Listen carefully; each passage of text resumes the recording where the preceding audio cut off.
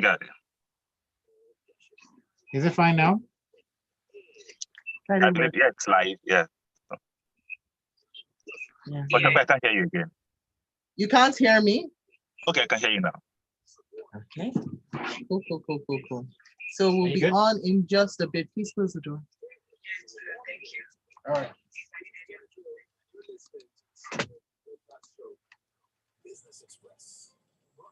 All right, we are in. I'm gonna put you up now.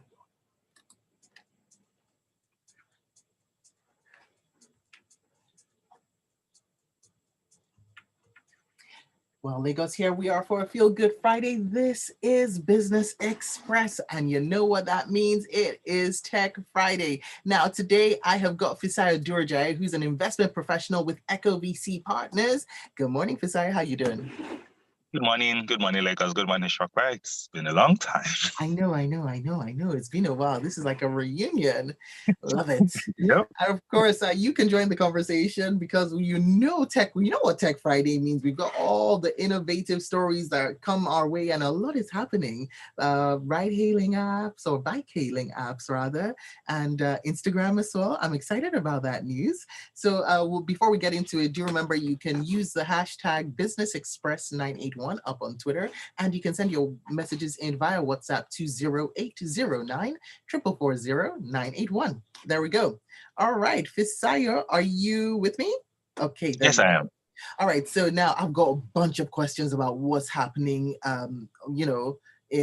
in the tech sector. So let's start with what's going on in Ibadan, by the way. I'd love to get your thoughts on how competition for market share is going to play out between all these multiple players that we're seeing in this motorcycle ride-hailing app. Like, I didn't know that Ibadan was a hotspot, but I guess after Lagos shut down its borders to the bikes, Ibadan was the next, happening place. So what's your take on this? Okay, so it's interesting, right? Once Lagos did what they had to do, then of course founders now started thinking around tier 2 cities. What other cities can we go to that is probably more friendly, to this kind of regulations, right? And of course, Ibadan, which is just some of the nearest cities to Lagos, became the initial testing ground, for a few bike hailing companies that left Lagos and moved there. And of course, now every bike hailing startup will not think about Lagos again. But until recently this year, I started seeing bikes back on the road. And I've been asking questions like, okay, are bikes now unbanned? Like, what is the problem? Of course, I now remember that 2023 is just around the corner, right? So some of these things happen just around the election, that the regulations that should have restricted some of these things, bikes, would only be enforced at the earlier part of the new administration. But now everyone seems to have relaxed on that. But specifically to your question around competition around ride-hailing, I think that it will continue to happen because, again, Ibadan is one of the largest cities in Africa. There's argument between Ibadan and Cairo, right? But Ibadan is a large city in Africa. So, and it's also very populated. The traffic situation is getting worse gradually. I mean, it's getting a lot more congested, gradually. Oh my goodness. Is it ever? You don't think about, when you think Ibadan, that's not what you think. But once you get there, you're like, oh, I should have thought about this. Yeah, that traffic situation is something else.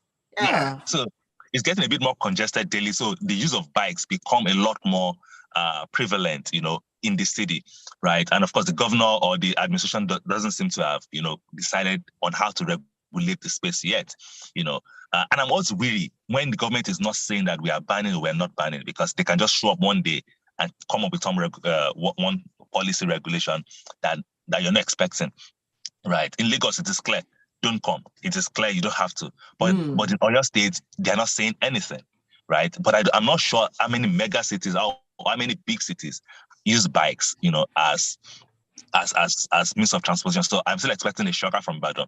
But right now, that's where everyone is. And I think the competitive thing is going to be cutthroat there. Safe Boda, Gokada, Max, for all of those competitors, this is like sharks in the water, but is it sharks in a fish tank? Like how big, is it big enough to contain them all? I mean, how many bikes? Again, I think it's that Ibadan is probably a couple of millions of people, adults, in the city, right? So I'm not sure we have, maybe one bike to 10 people, probably sufficient, right? So until you probably have maybe 500,000 bikes, which you are nowhere close to that, then I think Ibadan is a big city. You can, to a large extent, run through it, at least for now. So like extrapolating, it can still absorb more. More, yeah. I believe it can still absorb. It can still absorb a lot more. The only issue they have to be careful around is safety, because bikes and safety, it's a big issue with. So that's the helmets, the guards, all of that around them. So those are the things that I need to look out for. Okay. Now, I know that you talked about regulation, what happened with Lagos, and expecting a shocker from Ibadan, from Oyo, but is that like, would you say that regulation is the biggest hurdle, in your opinion, to expansion in other states? Yes. Regulation is a big hurdle, because, again, I think the challenge that most governors are facing is that what bikes are being used for, right? So bikes can be used for stealing, armed robbery specifically. So it's a better way of escape as well in the traffic-ridden states, right? So because I know that was a huge part of what happened with Lagos. In fact, I've been there one before that the lady was just walking and then this bike just came from behind and snatched the bag and then moved on, right? So that happens a lot. I've done it twice, right? And of course, then the next thing is going to be around safety of the passengers and the riders. I remember when Lagos first banned bikes, the governor mentioned that the number of cases they had at the orthopedic hospital dropped drastically from, say, maybe one ridiculous number to like 3 in a month. And all of these things is because of the bikes and accidents that happen with bikes. So those are specific issues. So once states can figure out a way to ensure that bikes can be a safe way of transportation, right, then they might not have to ban it. But if they don't know how to solve those two problems about security, safety, armed robbery, and of course, health challenges that is because of the accident rate on bikes, then they might have no choice than just to. Hold on, though. That's more just about implementation, isn't it? Because we've got the laws talking about helmets, safety helmets, talking about how many people can actually be on a bike. On a bike. You now see a family of 5 on the bike, and you're like, well, who's implementing the laws? So, exactly. Right. Yeah, when we talk about safety. Yeah, those are issues, right? But I also think that the riders, these bike riders I've reading before that I've just the bikes just run by my right side. Like, no, you shouldn't be overtaking me from the right. It should be coming from the left. Again, these are things that I assume that they should know. They just show up, like, oh, okay, that was close. Just like, I didn't know to expect you. I didn't notice you.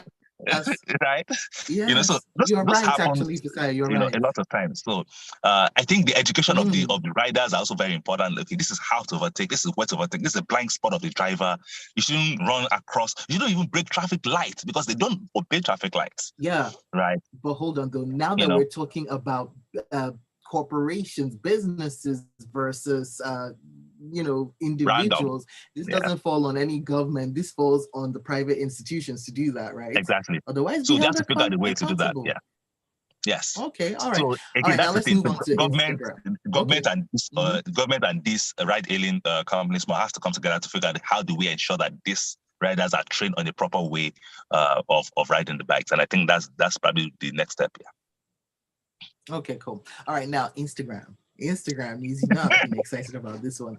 So this subscription service that they are trying to roll out with a few users at first to see how it goes. Do you think it's going to be a lucrative venture for them?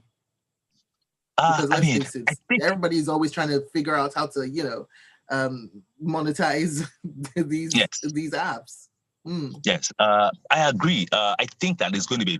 I think so. There's a business in the US called Cameo, CAMEO, where creatives or influencers essentially can monetize their followers. So followers pay them. They do this birthday shout out. Sorry, we're having a slight issue with you. Give me 1 second. I'm just taking you up. Let's see if everything's okay. Sorry, try again. So Yeah. you left us at Cameo. Yes. Okay. Okay. Can you hear me now? Okay, continue. Yeah, Yes. we can Okay. hear you now. So there's a So- business in the US called Cameo where they figure out a way to monetize their followers. Influencers figure out a way to monetize their followers. So I believe Instagram is coming for that market, and of course that has been successful largely over the couple of years. Where you're following say Davido or Wizkid, and you want Wizkid to give you a birthday shout out, then you pay him to do that, and he does that for followers. So I believe that Instagram is moving towards that. So right now what they're doing is that if you're following, a creative, you think the content are great, then you should be subscribed to that creative's content, and then you pay the creative so that the creatives can monetize their content a lot more.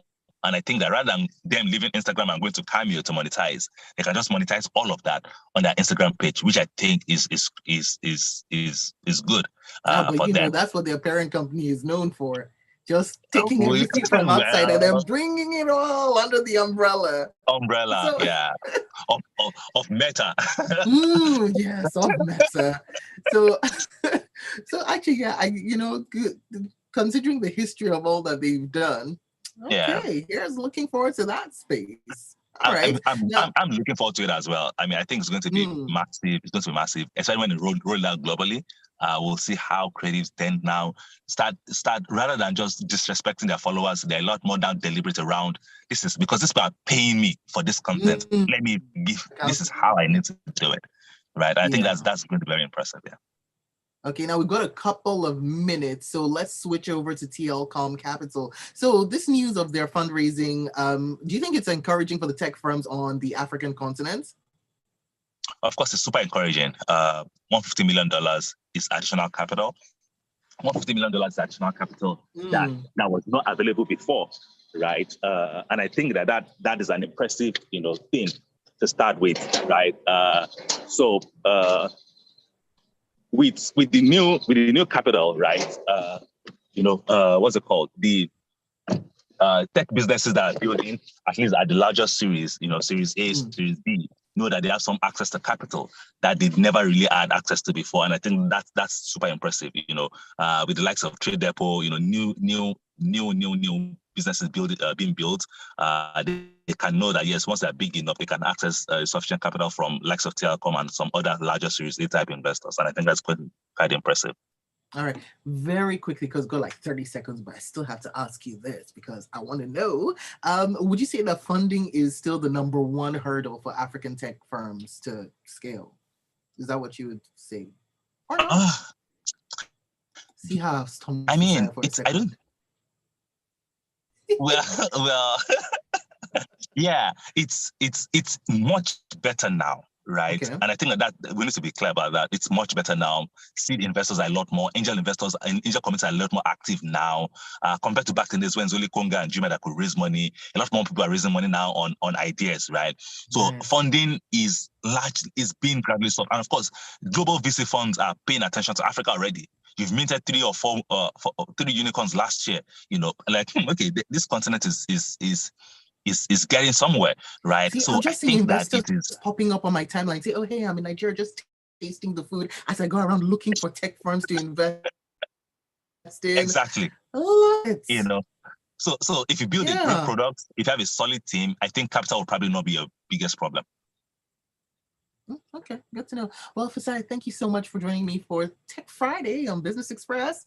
It's been real interesting and, fun to see again. Yep. Yeah. Okay, Thanks. Looking forward to more of this. All right, then. All right. Goodbye, Fasai. Yeah, bye. And Lagos, that is that for Business Express right here on Smooth 98.1. Coming